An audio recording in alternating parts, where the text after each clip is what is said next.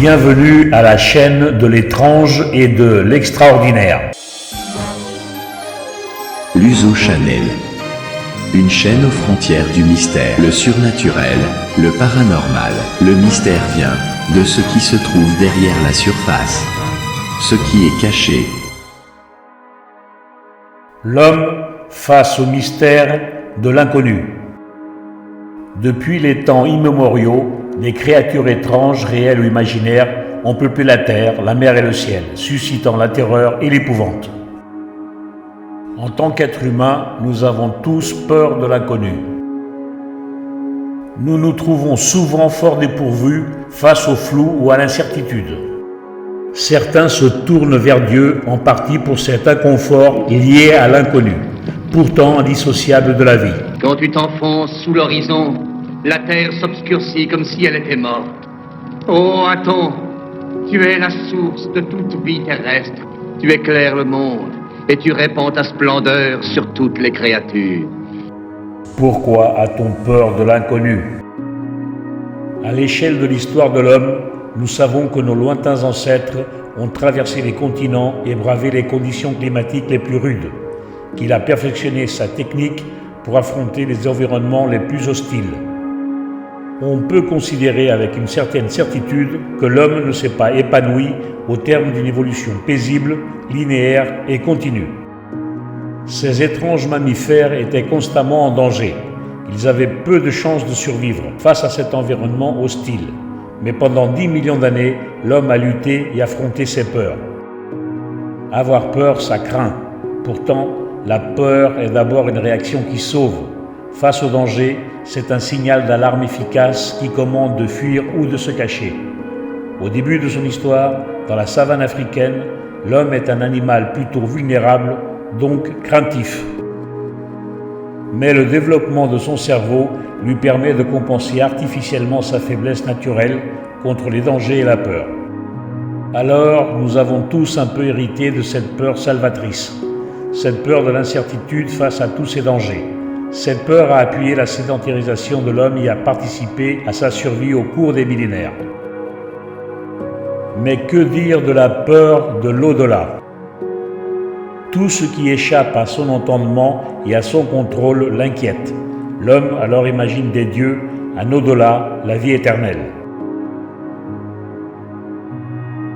On se rassure comme on peut.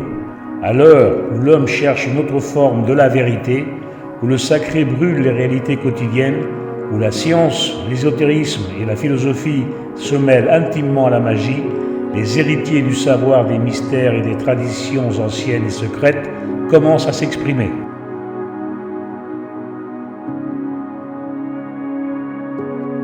On peut très souvent voir sur nos télévisions des documentaires sur les chemins de l'obscur à travers des faits réels appartenant à l'histoire invisible.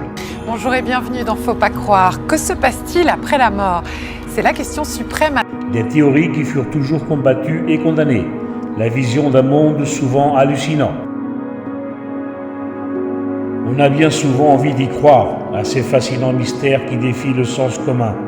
Et en même temps, comment s'y résoudre ? Comment accepter ce qui paraît s'affranchir de toute explication rationnelle ?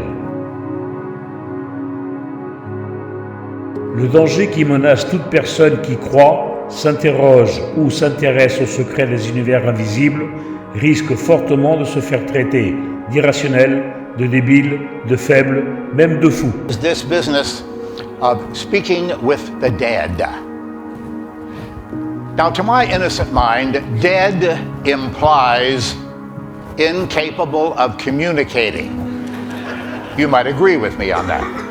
But these people, they tend to tell you that not only can they communicate with the dead, hi there, but they can hear the dead as well, and they can relay this information back to the living. I wonder if that's true. I don't think so, because this subculture of people use exactly the same gimmicks that we magicians do, exactly the same. La science telle qu'on l'entend aujourd'hui boude les sciences psychiques qui ont du mal à se frayer un mince couloir au sein de nos grandes universités.